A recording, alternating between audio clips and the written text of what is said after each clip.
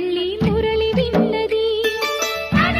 ఆ పల్లె కళే పలుకుతున్నది ఆ జానపదం జల్లుమన్నది ఆ జానజతై అల్లుకున్నది మొగలి పువ్వు మహారాజుకి మొదటి కానుక ఎదను పరిచి వేసేయన ప్రణయ వేదిక మల్లె నవ్వు మారాణి ఈ గొల్ల గోపిక మూగ మనసు వింటున్నది మురళి గీతిక రే పల్లె మళ్ళీ మురళి విన్నది